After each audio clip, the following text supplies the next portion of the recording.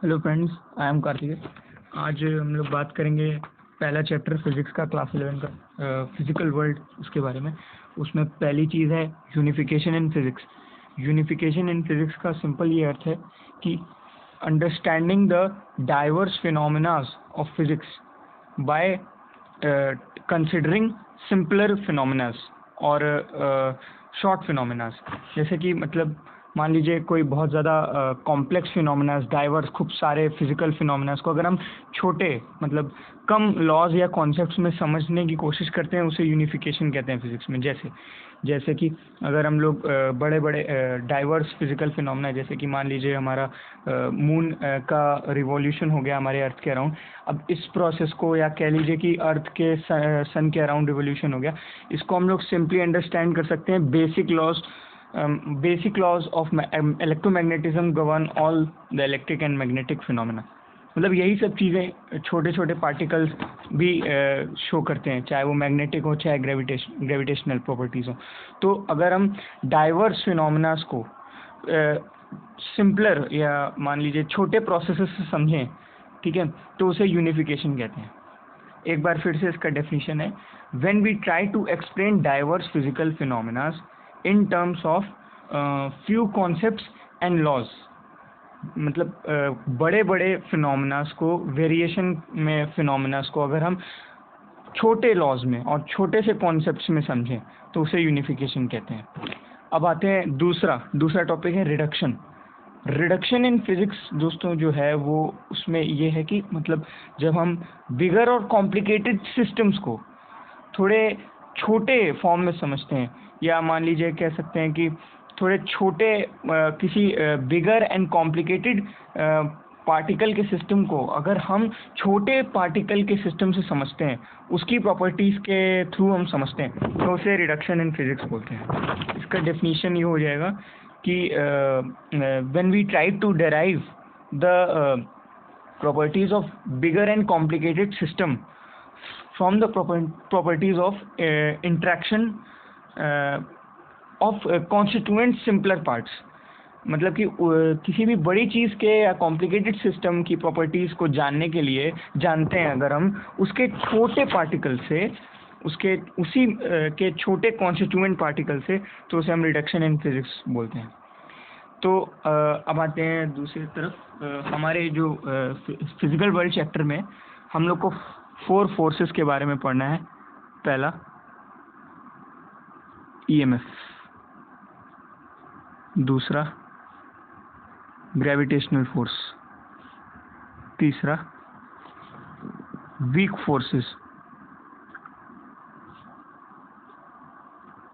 और चौथा strong forces.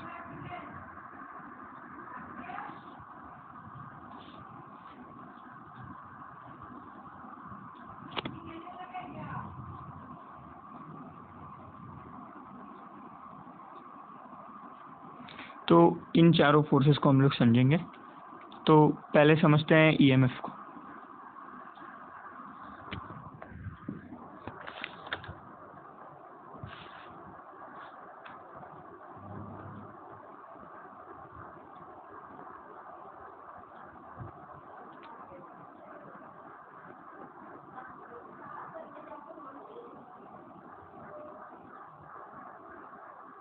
मिट नहीं रहा है, थोड़ा सा टाइम ले रहा है,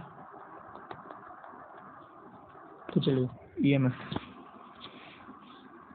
EMF simply force acting between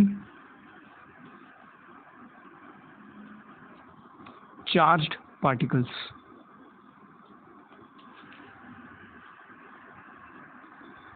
तो चार्ज पार्टिकल्स के बीच में जो फोर्स लगता है उसे ईएमएफ कहते हैं। ये पहले डिस्कवर किया गया था जो चार्जेस हैं रेस्ट पे, फिर बाद में जो चार्जेस मोशन में आते हैं उनके लिए डिस्कवर किया गया। अब आए हैं दूसरे उस पर ग्रेविटेशनल फोर्स पे।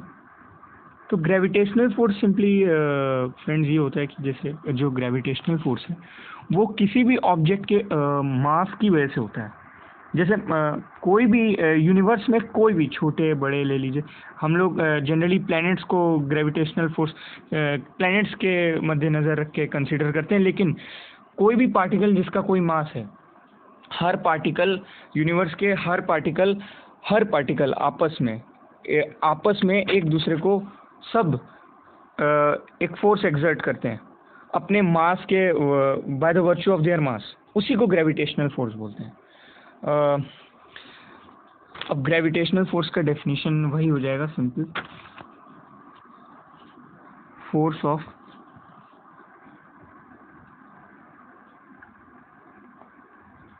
attraction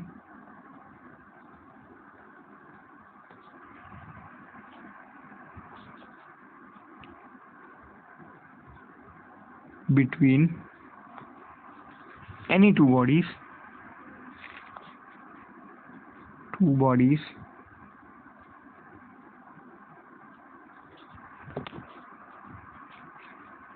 because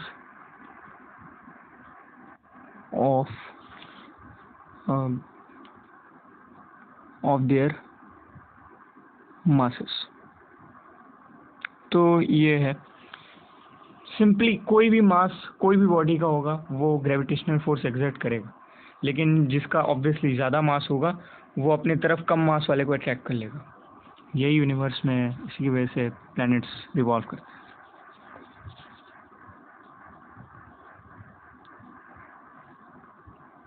तो हम तीसरा डेफिनेशन देखते हैं।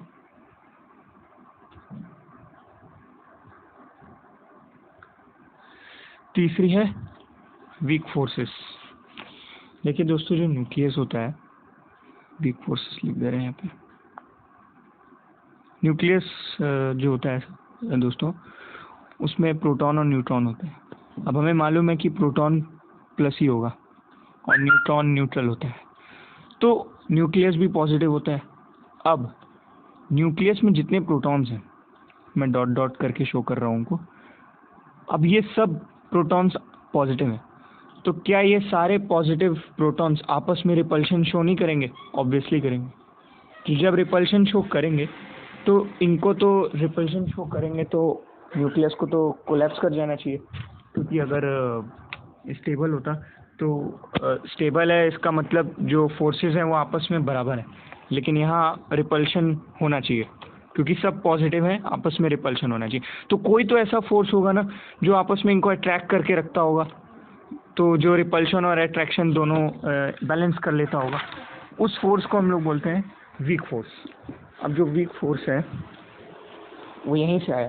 पहले सोचा गया कि हो सकता है ग्रेविटेशनल फोर्स हो, लेकिन फिर बाद में ये भी पाया गया कि ग्रेविटेशनल फोर्स बहुत छोटा है इन छोटे पार्टिकल्स के लिए, क्योंकि इनका मास बहुत ज़्यादा कम है, एक्सट्रीमली कम है, और उसके लिए ग्रेविटेशनल उस मास के रिस्पेक्ट में अगर हम देखें तो ग्रेविटेशनल फोर्स कुछ भी नहीं है। तो इसलिए हम ग्रेविटेशनल फोर्स को कंसीडर नहीं किए और एक दूसरा फोर्स आया जिसको हम लोग वीक फोर्स बोले। तो ये वीक फोर्स की डेफिनेशन है, मतलब ये उसका एक्सप्लेनेशन है। आगे हम लोग स्ट्रॉन्ग फोर्स के बारे में बात करते हैं। देखिए, स्ट्रॉन्ग फोर्स का कोई ऐसा पर्टिकुलर चीज़ नहीं है।